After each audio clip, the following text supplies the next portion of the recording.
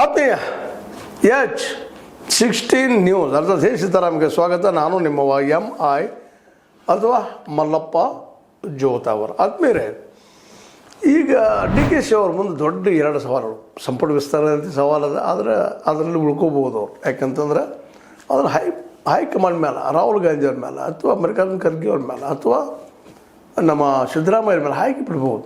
ಅವ್ರು ಏನ್ರಿ ಅವ್ರಿಗೆ ಬಿಟ್ಟಿದ್ದು ನನ್ನ ಕೈ ಇಲ್ಲ ಏನಿಲ್ಲ ಅಂತೇಳಿ ಪ್ರೊಟೆಕ್ಷನ್ ಮಾಡ್ಕೋಬೋದು. ಆದರೆ ಇಲ್ಲಿ ಮುಖ್ಯ ಎರಡು ಪ್ರಾಬ್ಲಮ್ ಈಗ ನಿಮ್ಗೆ ಗೊತ್ತದ. ಮೊದಲು ಬಿಡದಿ ಈಗ ಅದು ಟೌನ್ಶಿಪ್ ಮಾಡುವಂಥದ್ದು, ಅಲ್ಲಿ ರೈತರಂತ ವಿರೋಧ ಮಾಡ್ತಾ ಇದ್ದಾರೆ. ಸ್ವತಃ ರೈತರ ಮಧ್ಯದಲ್ಲಿ ಕೂತ್ಕೊಂಡು HDK ಅವರು, ಕುಮಾರಸ್ವಾಮಿಗಳು ಆಹ್ವಾನ ಮಾಡ್ತಾ ಇದ್ದಾರೆ, ಬರ್ರಿ ಡಿಸ್ಕಷನ್ ಮಾಡೋದು ಅಂತಾರೆ. ಇವರಲ್ಲಿ ಹೋಗ್ಲಿಕ್ತಾ ಇಲ್ಲ. ಮುಖ್ಯಮಂತ್ರಿಯಾಗಿ, ನಾಡಿನ ಮುಖ್ಯಮಂತ್ರಿಯಾಗಿ ಏನೇನೋ ಸಬು ಹೇಳುವಂಥದ್ದು, ಬಾಲಕೃಷ್ಣ ಅವರು ಮತ್ತೊಬ್ಬರು ಹೇಳುವಂಥದ್ದು ನೆಲದ ನೀವು ಮಾಡಿದ್ದಾರೆ. ಅವ್ರು ಹಿಂದೆ ತಗೊಂಡಿದ್ದಾರೆ. ಈಗ ಕುಮಾರಸ್ವಾಮಿಗಳು ಮಾಡಿದರು, ಈಗ ಮೌನ ಆಗಿಬಿಟ್ಟಿದ್ದಾರೆ. ಈಗ ರೈತರ ಪರ ನಿಂತಿದ್ದಾರೆ. ತಮಗೆ ರಾಜಕೀಯ ಲಾಭ ಏನು ಬೇಕು ಅದನ್ನು ಮಾಡ್ಕೊಂಡು ಹೋಗುವಂಥದ್ದು, ಅವಕಾಶಕ್ಕಾಗಿ ದುಡ್ಡು ಮಾಡ್ಕೊಳ್ಳೋವಂಥದ್ದು ಎಲ್ಲರೂ ಅದನ್ನೇ ಮಾಡ್ತಾ ಇರ್ತಾರೆ. ಎಲ್ಲ ರಾಜಕಾರಣಿಗಳು ಅವರೇ ಇದ್ದಾರೆ, ಅದರಲ್ಲೇನು ಭಿನ್ನಿಲ್ಲ.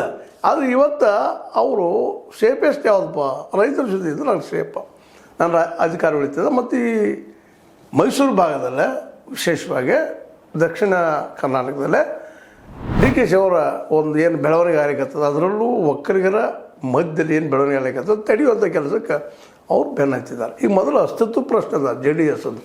ಯಾಕಂದರೆ JDS ಈಗಾಗಲೇ ಹೆಚ್ಚು ಕಡಿಮೆ 18 ಮಂದಿ ಇರ್ತಾರೆ. ಮನೆ 14 ಮಂದಿ ಉಳಿದ್ರು ಓಟ್ ಹಾಕಿದವರು. ಇದೆಲ್ಲ ಕಣ್ಣಿಗೆ ಕಾಣುವಂಥ ಸತ್ಯಗಳು.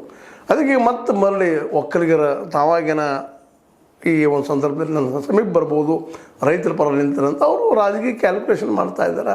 ಅದ್ರ ತಕ್ಕಂಗೆ BJPನೂ ಸಹಿತ ಅವ್ರು ಸಪೋರ್ಟ್ ಮಾಡೋದ್ರಿಂದಾಗೆ ಇವತ್ತು ಅದು ದಿನಕ್ಕೆ ಬೆಳೀತಾನೆ ಇದೆ. ಮತ್ತು ರೈತರು ಬಂದು ಅಲ್ಲಿ ಪ್ರೊಟೆಸ್ಟ್ ಮಾಡ್ತಾ ಇದ್ದಾರೆ. ಉತ್ತರ ಕರ್ನಾಟಕದವರಾಗಿರ್ಬೋದು, ಮತ್ತೇನೋ ಆಗಿರ್ಬೋದು, ಅನೇಕ ನಾಯಕರು, ರೈತ ನಾಯಕರು ಇದು ಇಲ್ಲ ನಾವು ಮಾಡುವ ಹಂಗಿಲ್ಲ ಟೌನ್ಶಿಪ್ ಅಂತೇಳಿ. ಇದು ಒಂದು ದೊಡ್ಡ ಸಮಸ್ಯೆ ಆಗಿದೆ DK ಶಿವಕುಮಾರ್ ಅವ್ರಿಗೆ.